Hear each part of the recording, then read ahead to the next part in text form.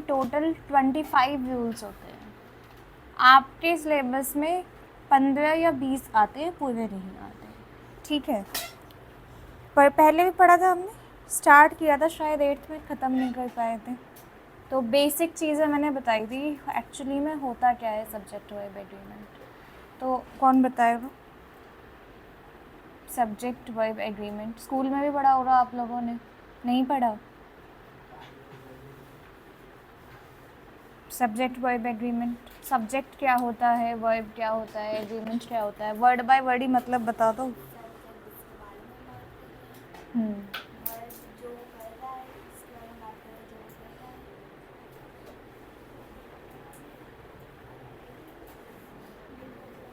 बेटा क्या हो रहा है?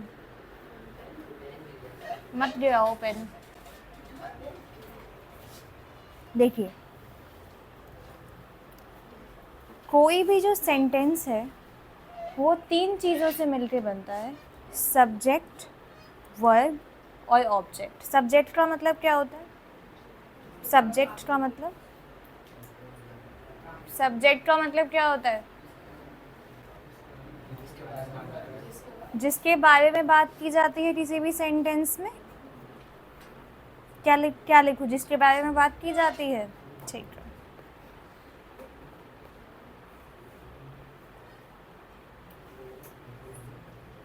जिसके बारे में बात की जा रही है, ठीक है। वर्ब का मतलब क्या होता है? एक्शंस, कोई भी एक्शंस, किसी भी काम को करना, that is called verb.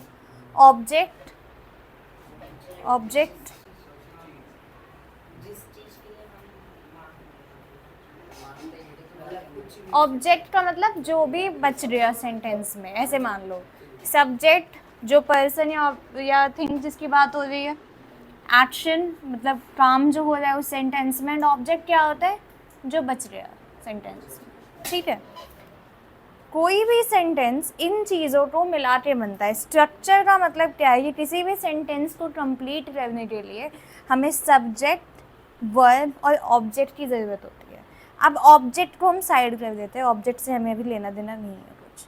Subject और वर्ब के बीच में कुछ एग्रीमेंट्स हुए हैं कि अगर सब्जेक्ट ऐसा होगा तो उसका वर्ब पे क्या इफेक्ट आएगा, या अगर सब्जेक्ट की डिग्री चेंज होगी तो वर्ब पे क्या इफेक्ट पड़ेगा उसका, या सब्जेक्ट क्या है तो वर्ब पे क्या डिपेंडेंट है वो या नहीं है डिपेंडेंट, उसमें कुछ चेंज होगा या नहीं होगा। यही कुछ रूल्स है, वो आज हमें पढ़ना है। तो बेसिक रूल ये है, देखिए, if the subject is singular, verb is singular. If the subject is plural, verb is plural. मतलब सिंगुलर का मतलब क्या होता है? सिंगुलर का मतलब क्या होता है? एक। तो अगर एक सब्जेक्ट है, सब्जेक्ट अगर एक है, सिंगुलर है, तो उसके साथ जो वर्ब यूज करेंगे वो क्या होगा? सिंगुलर। और अगर सब्जेक्ट प्लूरल है तो उसके साथ जो वर्ब यूज करेंगे वो क्या होगा? ये बेसिक बात है, ठीक है। हम अभी बहुत सारे रूल्स पढ़ेंगे जिसमें ऐसा नहीं हो रहा होगा, बट नॉर्मली क्या हम मान के चल रहे हैं कि अगर सब्जेक्ट सिंगुलर है तो वर्ब क्या होगा, और अगर सब्जेक्ट प्लूरल है तो वर्ब क्या होगा। जैसे इधर देखो,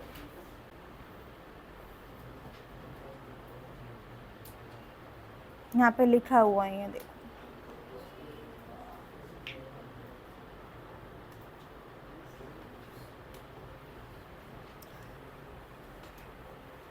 A group is playing in the park।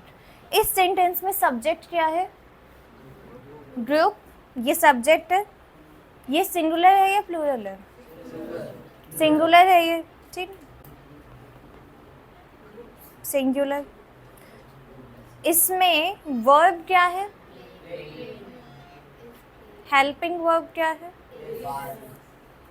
Helping verb part है, वेरी गुड। ये क्या है? ऑब्जेक्ट।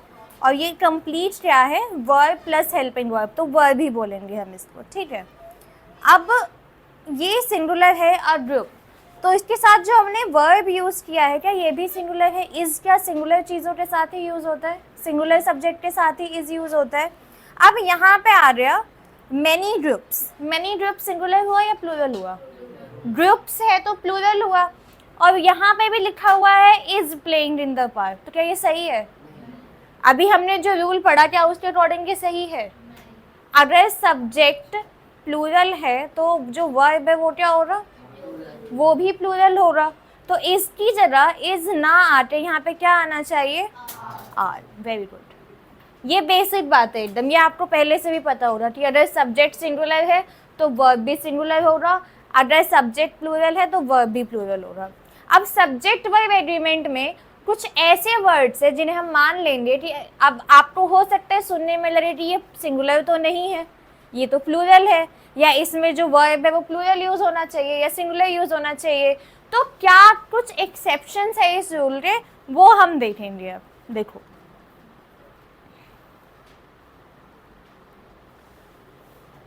सबसे पहला rule, make sure that the verb agrees with the main subject and not with the qualifier. A qualifier is a modifier and gives additional information about the main subject. अब यहाँ पे एक और वर्ड आ गया, क्या? Qualifier. कि जो verb है हम किसके बीच में एग्रीमेंट पढ़ रहे हैं? सब्जेक्ट और वर्ब के बीच में। हम क्वालिफायर और वर्ब के बीच में तो एग्रीमेंट नहीं पढ़ रहे ना, तो हमें किस पे डिपेंड रहेगा हमारा वर्ब? सब्जेक्ट पे। तो जो क्वालिफायर्स होते हैं सेंटेंस में, हमें उसको ध्यान नहीं देना है, हमें सब्जेक्ट के देखना है, सब्जेक्ट सिंगुलर है या प्लूरल है। जैसे ये सेंटेंस है आपके सामने, the knowledge of languages is या आर इम्पॉर्टेंट, इसमें से सब्जेक्ट बताओ आप, सब्जेक्ट क्या है? नॉलेज है या लैंग्वेजेस है?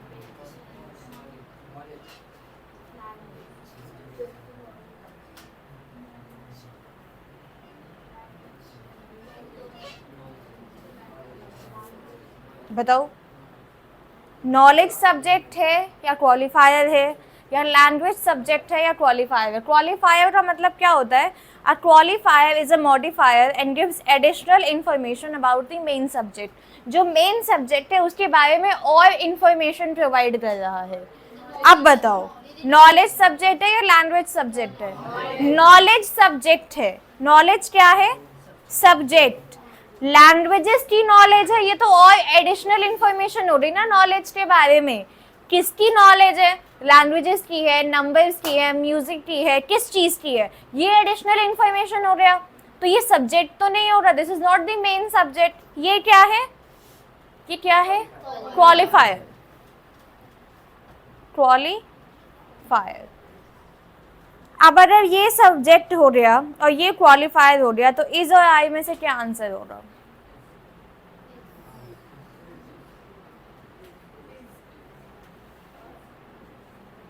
बताओ, इज या आई में से क्या आंसर होगा? बेटा थोड़ा सा लाउडली बोलो, तुम्हारी ऐसा लग रहा है 4-5 तुम सुबह से क्लास लेके आए हो थक के, एंड उसके बाद बेचारे मतलब लास्ट एनर्जी तुम्हारी बची हुई है 2-3 मिनट की। तेज बोलो, इज होगा या आर होगा?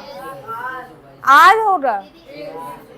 बेटा मैं ये पूरी कहानी वही तो बता रही हूँ कि अगर देखो, अगर आप जैसे आके आपने बोला इधर देखो, आपने जैसे बोला कि लैंग्वेजेस सब्जेक्ट है, अगर हम इसे सब्जेक्ट मान लेंगे जो कि ये नहीं है, तो आंसर क्या होता?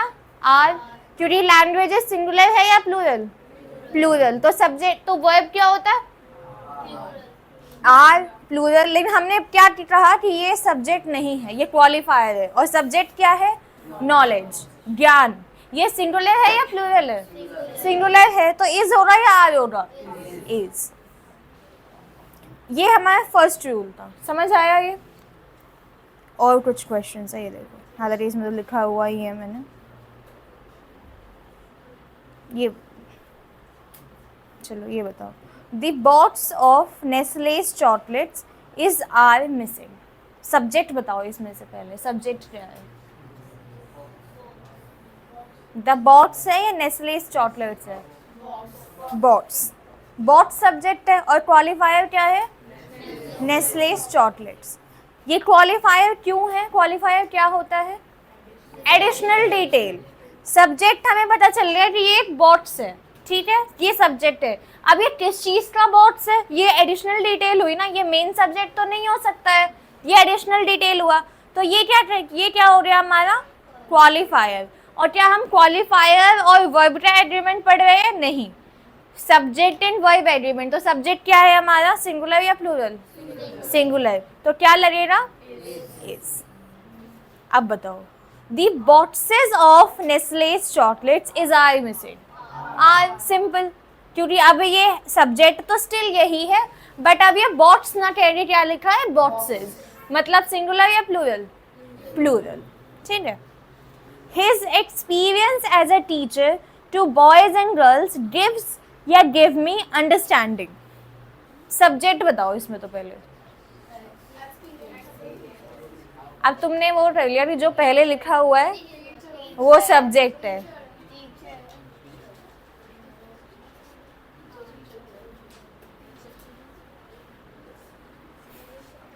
बताओ।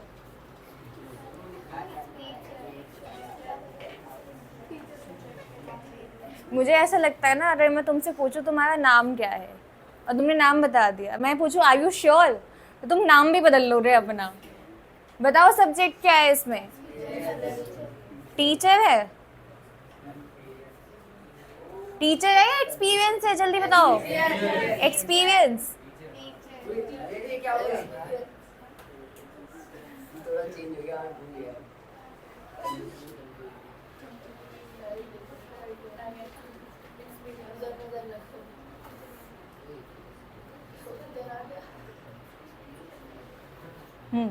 बताओ, एक्सपीरियंस या टीचर? एक्सपीरियंस। बताओ बताओ। Experience. Divyam, experience. Experience. Teacher. Experience. Experience.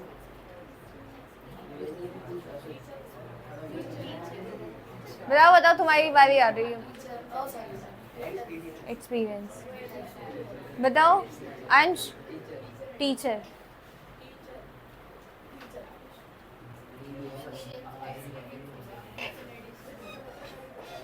Experience वाले पहले बताओ, एक्सपीरियंस क्यों होगा? एक्सपीरियंस वाले पहले मुझे ये बताएंगे एक्सपीरियंस क्यों होगा सब्जेक्ट। हाँ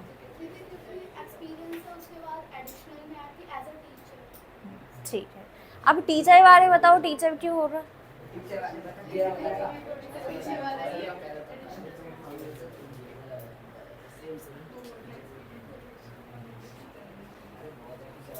अब मैंने अब बोल दिया कि ज़रूरी नहीं है हमेशा आगे वाला ही सब्जेक्ट हो, तो इसका मतलब ये भी ज़रूरी नहीं है कि इसमें पीछे वाला ही सब्जेक्ट हो। नालायक हो। His experience as a teacher, experience main subject है, और किस चीज़ का एक्सपीरियंस है, ये एडिशनल डिटेल हुआ ना। एज अ टीचर का एक्सपीरियंस। गधे। अब आंसर बताओ। अब सब्जेक्ट बताओ। अब फाइनली सब्जेक्ट बताओ क्या है इसमें?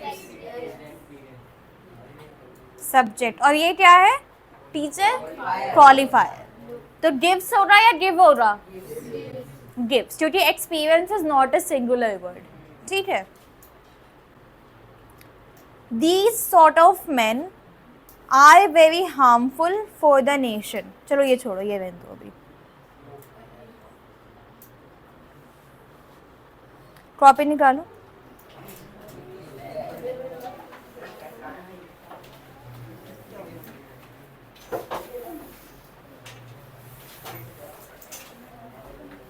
अब एक वैसे तो चलो लिखना स्टार्ट करो, मैं बोल रही हूँ कि यहाँ से ऐसे लिखना। देखो, सबसे पहले हेडिंग डाल के ये बेसिक रूल लिखना, स्ट्रक्चर ऑफ सेंटेंस लिखना, और उसके बाद ये टेबल लिखना। ठीक है। एग्जाम्पल मतलब यहाँ पे चलो एग्जाम्पल भी लिख लेना। हेडिंग, ये दो बेसिक रूल्स, स्ट्रक्चर, एग्जाम्पल, और ये वाला बॉक्स। हेडिंग पता तो है, दिखनी हुई तो नाला है। अब हम क्या करेंगे, क्योंकि जब भी कोई यूटी पेपर आता है तो तुम लोग मुझे आगे बोलो इंटीग्रेटेड ग्रामर करवा दो, तो मैं इंटीग्रेटेड ग्रामर करवाऊंगी। उसका मतलब पता है क्या होता है किसी को? इंटीग्रेटेड ग्रामर का मतलब नाउन, प्रोनाउन, एडजेक्टिव्स, प्रीपोजिशंस, ये सब कुछ।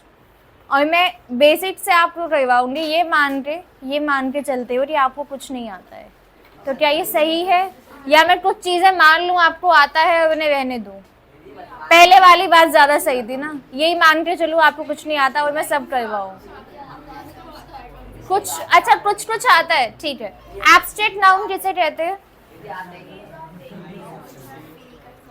एब्स्ट्रैक्ट नाउन किसे कहते हैं? जिसमें फीलिंग्स नहीं होती, फीलिंग्स की बात होती है। अच्छा, और कंक्रीट नाउन किसे कहते हैं?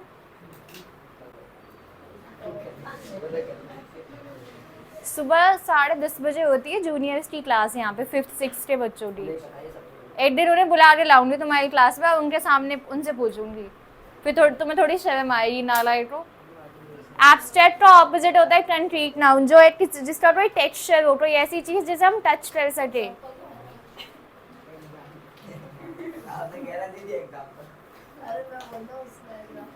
लिखना एग्जाम्पल, ये एग्जाम्पल ही है।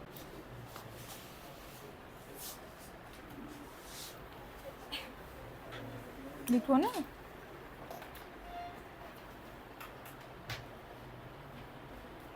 बहुत पिटोगे।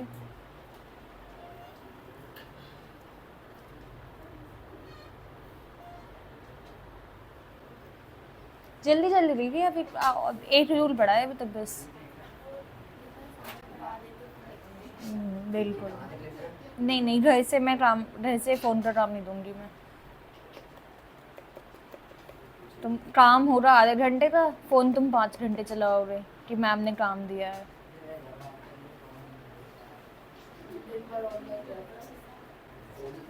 बस बस बस बस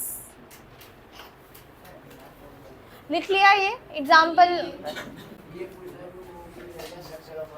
क्या है ये? कॉपी ट्राइन तुम्हारी इंग्लिश की?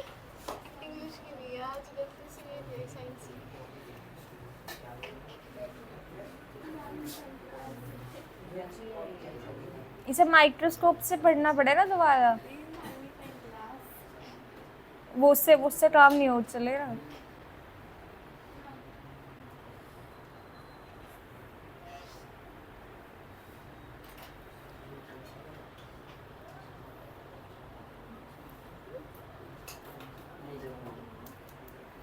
चलो छोड़ो, लिखो मत, पढ़ते हैं बाद में लिखो। छोड़ो, तुम इतना धीरे धीरे लिखोगे मैं कुछ करवा ही नहीं पाऊंगी। देखिए सेकंड, बस बस बस शांत बस छोड़ दो, जितना लिखा है उतना ही छोड़ दो, आगे देखो। सेकंड रूल क्या है कि जो भी इंडेफिनिट प्रोनाउंस होते हैं, अब आपको वो भी नहीं पता होता इंडेफिनिट प्रोनाउंस क्या होते हैं, तुम्हें कंक्रीट नाउन ही नहीं पता। मैं भी मुझे स्टार्टिंग में नाउन प्रोनाउन पढ़ाने चाहिए, तो मैं तुम्हें सब्जेक्ट वाइज एग्रीमेंट पढ़ा रही हूँ। ये सोच रही तुम्हें कुछ तो आता होगा। बेटा गलती तो छोड़ो, रहने दो। इधर देखिए, जहाँ कहीं भी आपको सेंटेंस में ये वर्ड्स दिखाई दे जाए, someone, somebody, everybody, everything, something, anyone, anything, nobody, nothing, तो आप अच्छा इन्हें आपको पढ़ के इन वर्ड्स को क्या लगता है, ये सिंगुलर है या प्लूरल है? समवन का मतलब क्या होता है? कोई। somebody, everybody, सब, everything, सब कुछ, something, कोई चीज़ या कुछ, anyone, कोई भी, anything, कोई भी चीज़, कुछ भी, nobody, कोई नहीं, nothing, कुछ नहीं। ये वर्ड सिंगुलर है या प्लूरल है? इसमें से हो सकता है आपको लगता है कुछ सिंगुलर है कुछ प्लूरल है, राइट? जैसे someone, somebody मान सकते हैं हम कि सिंगुलर है, everybody, everything प्लूरल है, ऐसा लग रहा है आपको? ऐसा है नहीं, लेकिन ये सारे वर्ड्स आज से आप सुन लो सिंगुलर है।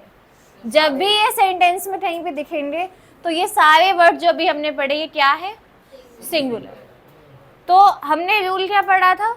ये सब्जेक्ट है और ये सिंगुलर है, तो इनके साथ जो वर्ब यूज हो रहा वो क्या हो रहा?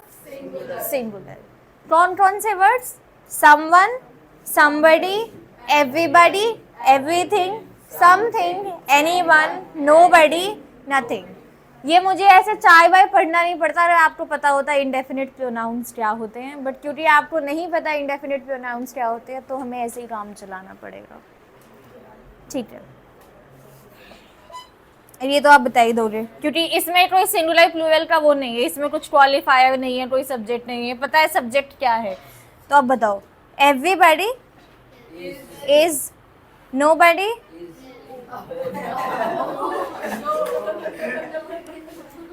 कहाँ है यहाँ पे इज? कहाँ है यहाँ पे इज? मुझे दिखाई क्यों नहीं दे रहा? नालायक।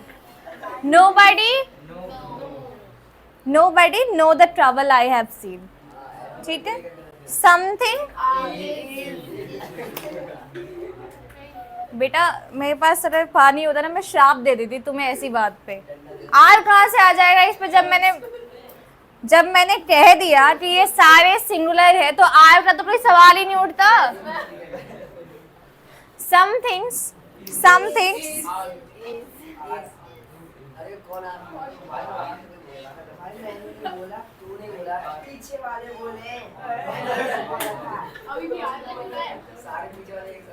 आर किसने बोला? बताओ, मालूम नहीं, बस बताओ। अरे बताओ आर सही आंसर है ट्यूटी। किसने बोला आर? से चाटे लगाऊंगी ना एक को। अब चल, आर सही आंसर क्यों है ये भी बताओ। क्योंकि बेटा apparently something and some things, ये दोनों अलग अलग होते हैं, इन दोनों का अलग मतलब है। ठीक है, समथिंग और सम थिंग्स, यहाँ पे क्या लिखा हुआ है? Some things. तो हमने ये क्या, ये तो इंडेफिनिट प्रोनाउन है ही नहीं। यहाँ पे कहाँ से अप्लाई कर दोगे कि सब सिंगुलर होते हैं, सबके साथ इज लगेगा? ये तो है ही नहीं इंडेफिनिट प्रोनाउन। थिंग्स क्या है, सिंगुलर या प्लूरल? बताओ। तो इसके साथ क्या लगेगा? Are. The question was so, चलो ये करेक्शन वाला इन्हें रहने दो अभी। Nothing but some books was were available.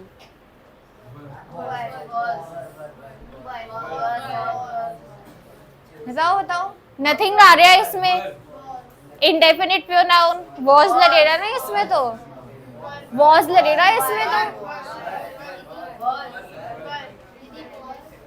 Was वाले हैंड रेज करो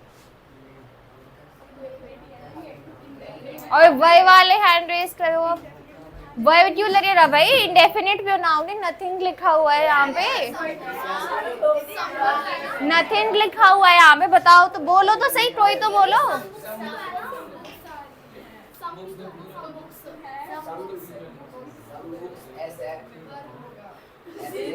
तुम लोग तो सब बुक्स नहीं दिखाई दे रहे थे? नालायक। इधर देखो अब एक रूल मैंने बता दिया, इसका मतलब ये नहीं पिछले वाला जो रूल है वो खत्म हो गया। ठीक है, नथिंग लिखा हुआ है यहाँ पे, लेकिन अगर कुछ और नहीं होता, मान लो ये लिखा ही नहीं हुआ था, तो हम वॉज लगाते हैं यहाँ पे। बट क्या यहाँ पे एक सब्जेक्ट है सम बुक्स, तो हम यहाँ पे क्या लगाएंगे? क्योंकि बुक्स क्या हुआ है, सिंगुलर या प्लूरल?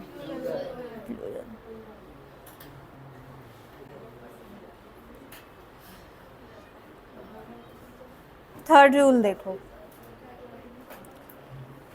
बस, the subject each, any, either, none और neither always take singular verbs.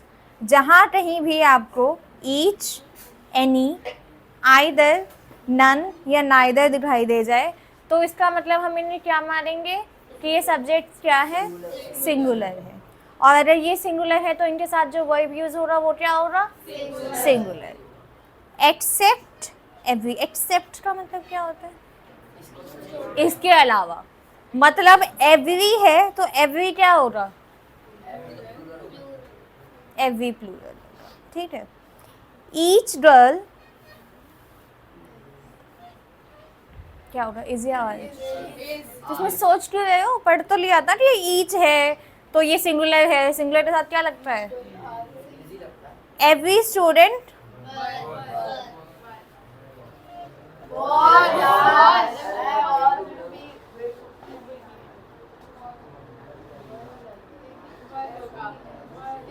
Was हो रहा है या वॉज हो रहा?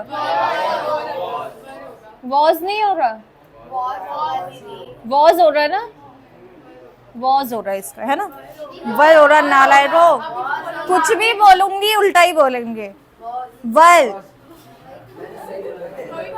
तुम आज बस बची हुई क्लास में ये काउंटिंग करो, तुम अपने जवाब खुद कितने बार बदल रहे हो, नालायक। Neither of the plans, neither of the plans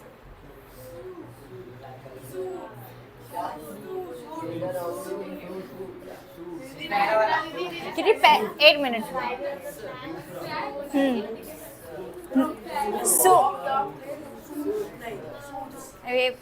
बेटा ऐसे बोलो जो मुझे समझ भी आए। सूट हो रहा या सूट्स हो रहा? सूट्स हो रहा, सूट हो रहा, क्यों?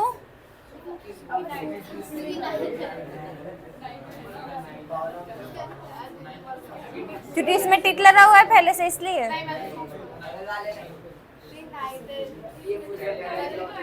सूट होगा। नाइदर, नाइदर का मतलब था कोई भी नहीं। जैसे आपके पास कोई, अरे ये तो मैं भूल ही रही, आई एम सॉरी, मेरी गलती थी। ईच का मतलब क्या होता है? ईच का मतलब हर एक, एनी, कोई भी। आइदर, आइदर तब यूज होते हैं जब दो ऑप्शंस होते हैं, मतलब या तो ये या ये। नाइदर कोई भी नहीं, ना ये ना ये, नन, नथिंग, कुछ भी नहीं, ठीक है। 3 रूल्स पढ़े अभी हमने, 3 रूल्स। फर्स्ट रूल क्या था? फर्स्ट रूल सब्जेक्ट और क्वालिफायर। हमें किस पे देखना है, सब्जेक्ट को या क्वालिफायर को? तो सब्जेक्ट सिंगुलर हो रहा तो वर्ब क्या हो रहा? सिंगुलर। और सब्जेक्ट प्लूरल हो रहा तो वर्ब भी प्लूरल, ठीक है। सेकंड रूल क्या था? इंडेफिनिट प्रोनाउंस का। इंडेफिनिट प्रोनाउंस को हमने क्या मान लिया था? सिंगुलर। तो उनके साथ जो भी वर्ब यूज होंगे वो क्या होंगे? सिंगुलर। उसके बाद क्या पढ़ा हमने? थर्ड रूल नंबर 3, कौन कौन से words? Each, every, either, none, neither. इन्हें क्या माना है हमने? सिंगुलर। इनके साथ जो वर्ब यूज हो रहा वो क्या हो रहा? सिंगुलर। Very good. देखिए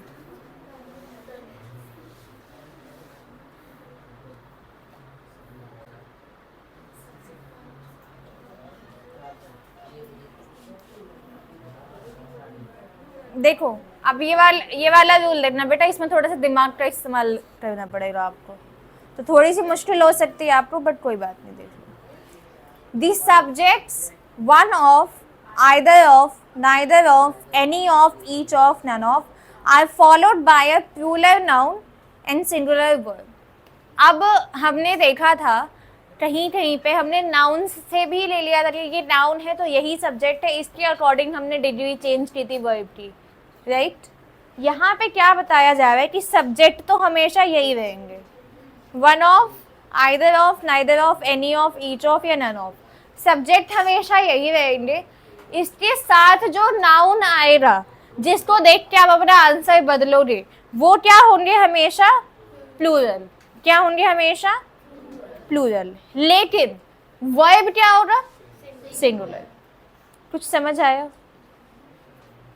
सब्जेक्ट क्या रहेगा हमेशा? जो वर्ड्स हमने यहाँ पे, नालायक, सब्जेक्ट कौन से रहेंगे? जो वर्ड्स हमने पढ़ लिया यहाँ पे, one of, either of, neither of, any of, each of. इससे पहले वाले रूल में ही हमने पढ़ा था कि ये क्या कहलाते हैं? सिंगुलर। तो ये यहाँ आके प्लूरल थोड़ी हो जाएंगे, ये अभी भी सिंगुलर ही है। क्या हुआ? 8 आया था? बताओ, इससे पहले वाले रूल में हमने क्या पढ़ा था, रूल नंबर 3 में, कि ये जो वर्ड्स है वन, आइदर, नन, नाइदर, ये क्या है, सिंगुलर। तो तीसरे से चौथे रूल पे आ रही है, प्लूरल तो हो नहीं जाएंगे, दे आर स्टिल सिंगुलर। लेकिन रूल क्या है, इनके साथ जो आगे सेंटेंस में नाउन यूज होगा वो क्या रहेगा, प्लूरल, और जो वर्ब यूज हो रहा वो क्या रहेगा, सिंगुलर। अब इन क्वेश्चंस में जरा मेरे को बताना, ठीक है। थर्ड क्वेश्चन देखो, the product driven organization has the product as one of the most important element in everything it does. पहले तो सेंटेंस ही पढ़ लो एक बार, आगे का फिर बाद में सोचेंगे, सेंटेंस पढ़ो पहले। थर्ड,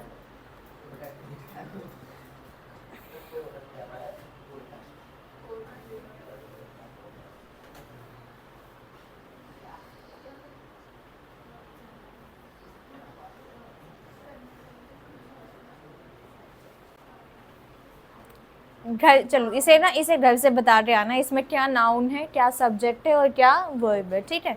दूसरा क्वेश्चन देती हूँ,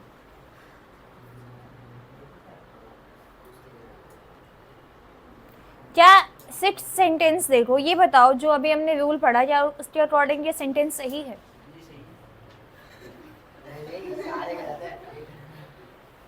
बताओ।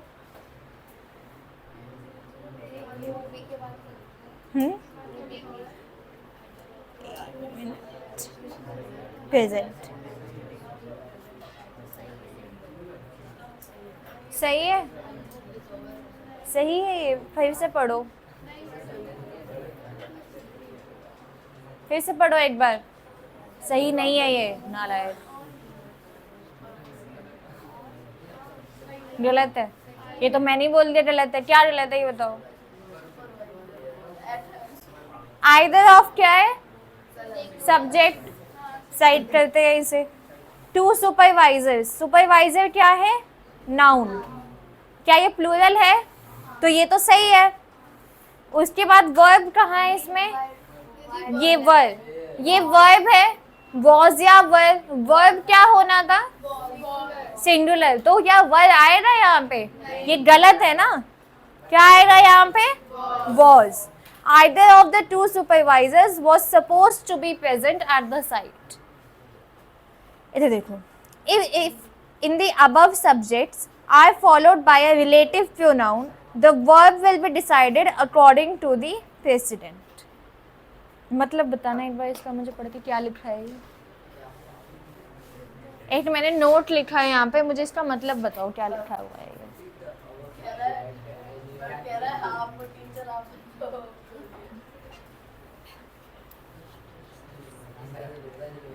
बताइए क्या है इसका मतलब, क्या हुआ? अभी तुम्हारा डाउट हो रहा है रिलेटिव प्रोनाउन क्या होता है, ये डाउट है जो इसका आगे लिखा हुआ है, हु, विच, हुम, हुज, दैट, ये रिलेटिव प्रोनाउन होते हैं।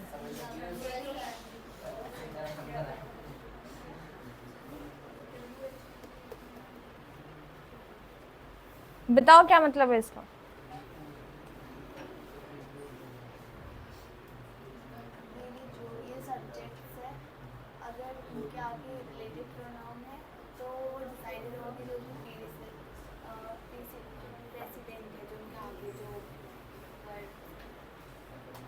अभी हमने क्या रूल पढ़ा था, क्या इसमें हमने वर्ब को फिक्स कर दिया था कि वर्ब जो है वो क्या रहेगा, सिंगुलर ही रहेगा। अगर ये वर्ड्स यूज हो रहे हैं तो नाउन क्या रहेगा, प्लूरल, और वर्ब क्या रहेगा, सिंगुलर। यहाँ पे क्या बताया गया है, अगर ये वर्ड्स किसी रिलेटिव प्रोनाउन के बाद है, मतलब ये वर्ड्स के साथ कोई रिलेटिव प्रोनाउन यूज हो रहा है, जैसे हु, विच, हुम, हुज, दैट एक्सेट्रा, तो अब जो है, अब ये फिक्स नहीं है कि वर्ब की डिग्री हमेशा क्या है, सिंगुलर ही रहेगी।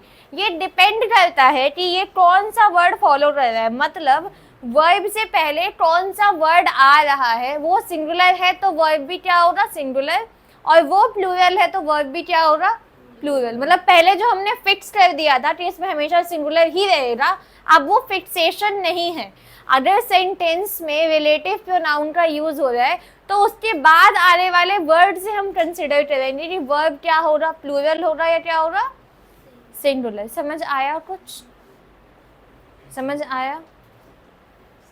आयुष समझ आया क्या बोला मैंने अभी? नहीं तो बेटा पूछ लो, मैं इसीलिए खड़ी हूँ ना यहाँ पे। बोल दो नहीं आया, एक बार दोबारा बता दो।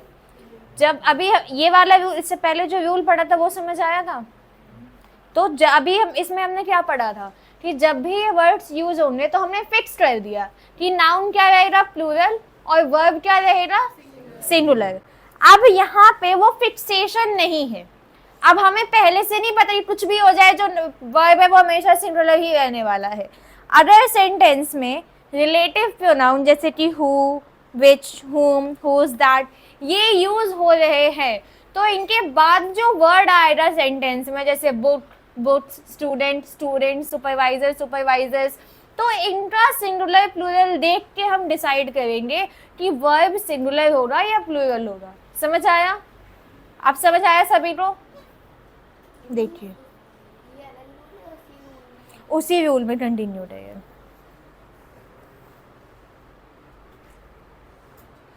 चलो ये बताओ, mister Sharma is one of our only officers that is always alert.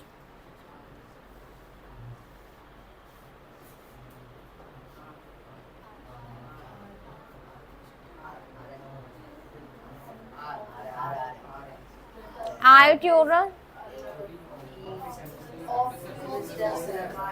ये आपने डिसाइड कैसे किया कि हम यहाँ पे ऑफिसर्स को देखेंगे? ये बताओ मुझे, कैसे पता चला आपको? दैट की वजह से ना, रिलेटिव प्रोनाउन है ये, यही तो पढ़ा था भाई। That that that that that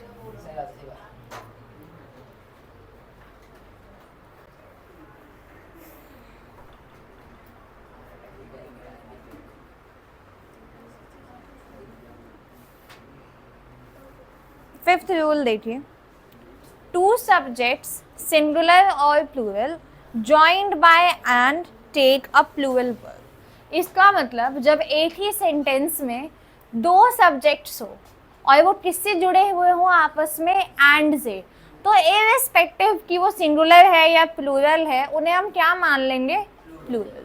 और वो क्या वर्ब फॉलो करेंगे, प्लूरल। देखिए गर्ल्स एंड बॉयज, अब ये गर्ल्स सिंगुलर है या प्लूरल है, प्लूरल। बॉयज सिंगुलर है या प्लूरल है? तो ये तो चलो हो ही गया प्लूरल, ये वैसे कैसे भी इसे देख लो तो इसके साथ आर ही लगेगा। ये देखो सीता एंड गीता, सीता सिंगुलर है या प्लूरल है, गीता सिंगुलर है या प्लूरल है? अब ये दो सिंगुलर का पेयर है और इसे हम क्या, ये किससे जुड़ा हुआ है, एंड से, तो हम इसे क्या मान लेंगे, प्लूरल। और जो वर्ब ले रहा है वो क्या होगा, प्लूरल। देखो सिक्स्थ रूल पे हैं हम, sentence joined with, as well as with, along with, together with, besides, including, in addition to, accompanied by, unlike, rather than, except, the verb will be according to the first subject. अब यहाँ पे क्या लिखा हुआ है कि इन words का use आपने कभी किया है किसी सेंटेंस में? As well as, with, along with, कभी इन वर्ड्स का यूज नहीं किया। आप लोग क्या फ्रेंच पढ़ते हो? क्योंकि इंग्लिश लैंग्वेज में तो इनका यूज होता है। बताओ, किया ही होगा। एज वेल एज का मतलब क्या होता है? आई कैन अंडरस्टैंड बेटा। एज वेल एज का मतलब क्या होता है? As well as, as well as,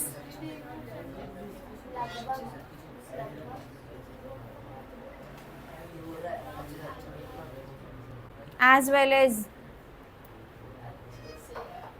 अच्छे से, वेल का मतलब वेरी गुड।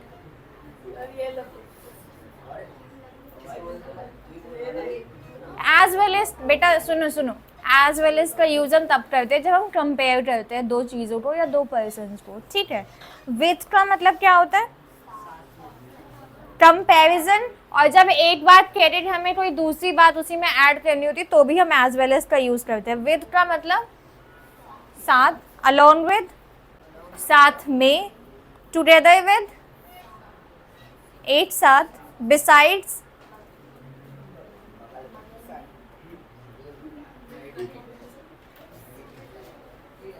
हालांकि एक वर्ड होता है वो सुना है आपने, हिंदी में बोलते हैं कि हालांकि ऐसी ऐसा ऐसा है बट एक और सेंटेंस ऐड करते हैं तो उसी का मतलब होता है बिसाइड्स।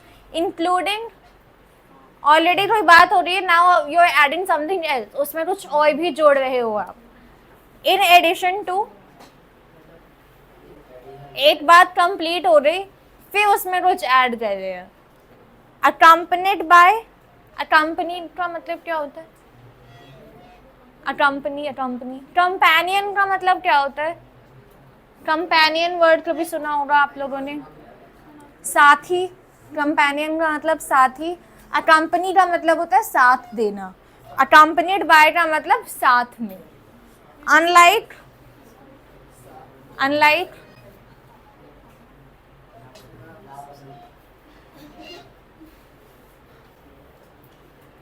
अनलाइक का मतलब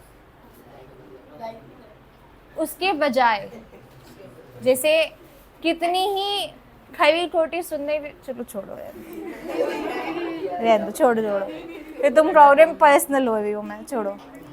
रादर देन हालांकि, एक्सेप्ट इसके अलावा, जहां कहीं भी। अब देखो इन सब का बेटा, बस इन सब का मतलब देख लिया हमने इन वर्ड्स का।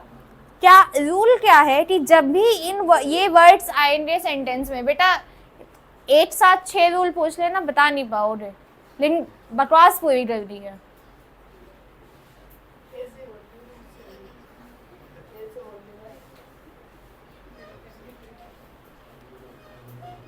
जब कहीं भी सेंटेंसेस में इन वर्ड्स का यूज हो तो वर्ब किस पे डिपेंडेंट होगा? जो फर्स्ट सब्जेक्ट लिखा हुआ है सेंटेंस में।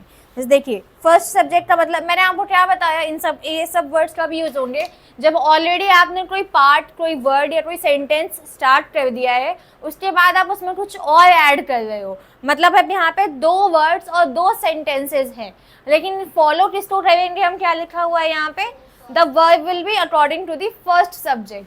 फर्स्ट सब्जेक्ट को हम फॉलो करेंगे। 1 मिनट रुक जाओ बेटा। हेलो, हाँ जी, कहाँ पे हैं? एक बार यहाँ पे आ जाइए जीडी रोइंग के पास। हाँ जी, हाँ जी जी, 1 मिनट, हाँ आ जाओ आप।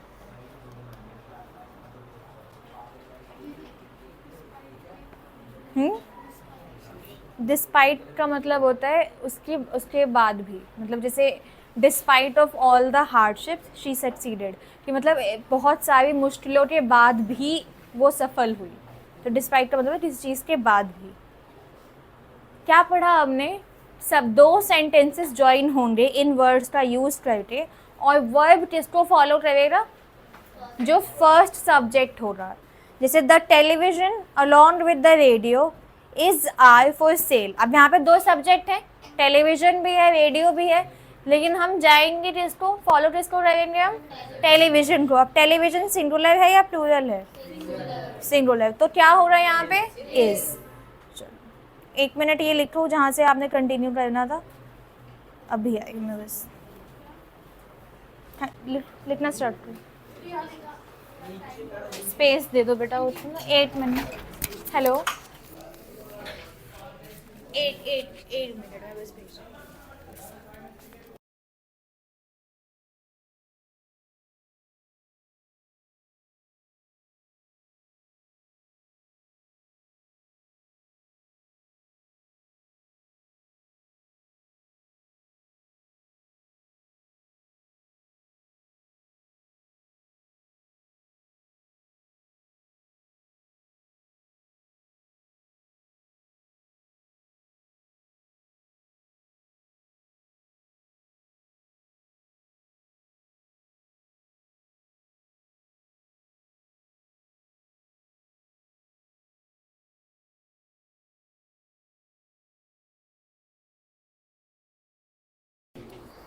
लिखा आपने ये?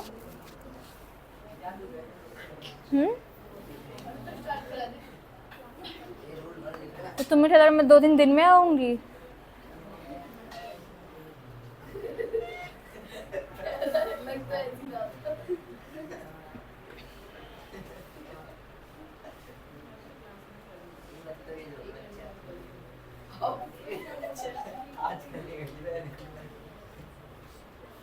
आज टिल्टे, तुम बेटा कल पर सो रहे हो?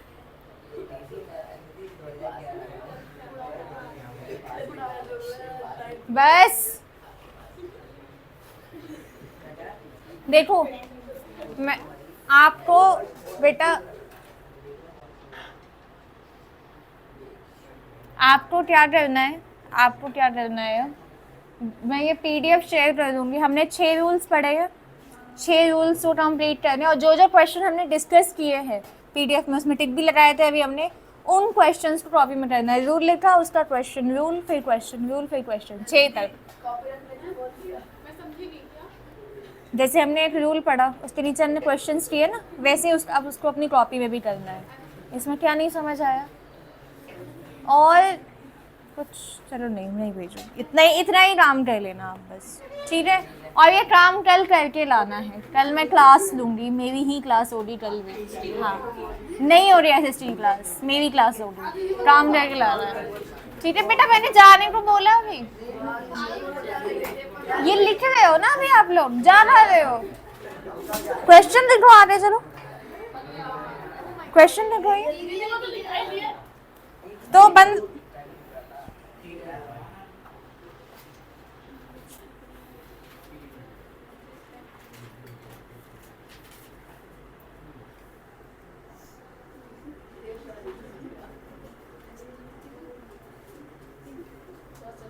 हाँ क्वेश्चन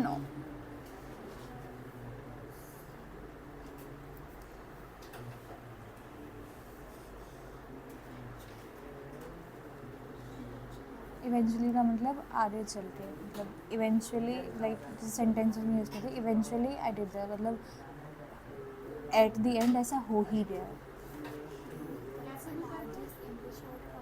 सब सुपर कैलाफ्रेजिलिस्टिक्सपिलिडोशियस तुमने कहाँ सुना है? वैसे पता है इससे भी बड़े वर्ड्स हैं, बट ये वन ऑफ द लार्जेस्ट है, नॉट द लार्जेस्ट। इससे, हाँ मुझे भी आती है। इसका मतलब तारीफ कर रहे हो दैट इज की, कॉम्प्लीमेंट है ये, कि मतलब बहुत सुपरफिशियली ब्यूटीफुल, टैलेंटेड, ऐसे जिसको बोलते हैं उसका मतलब ये होता है। हाँ, समझने में ही।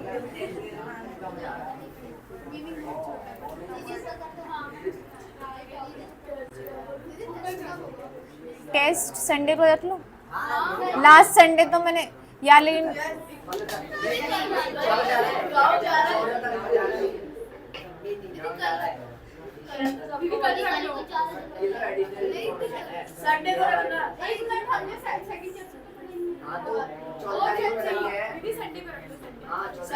सुनो बात सुनो, आप सबके स्कूल बंद हो रहे हैं, ठीक है? तो कल आपका 3 बजे टेस्ट है पहले इंग्लिश का, फिर 4 बजे इंग्लिश की क्लास है, चैप्टर 1 का, जो मैंने उस दिन रिवाइज करवाया था सिर्फ उसी का, ठीक है? लेकिन क्वेश्चन आंसर्स होंगे, ठीक है?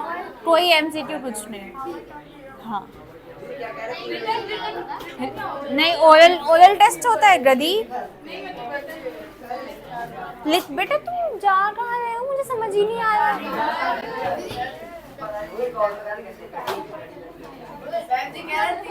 बताओ अभी।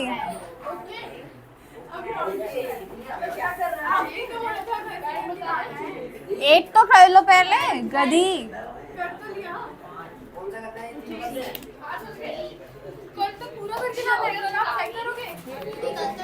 तौलिया क्या होता है?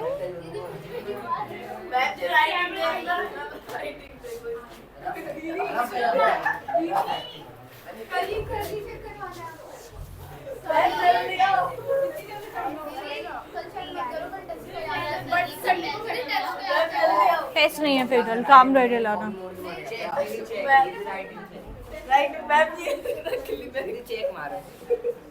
दिखाओ, वैसे तो देख ही रखी है मैंने, क्या ही नया दिखाओगे। अच्छी राइटिंग इधर भी देखो ना, तब मार लेगा मैंने। सही है भाई, इतनी प्यारी अच्छी ओ मैच निकल गया। तुम लोगों से ना गर्मी की छुट्टियों में राइटिंग लिखवाना चाहिए मुझे, इतना बेकार लिखते हो तुम लोग।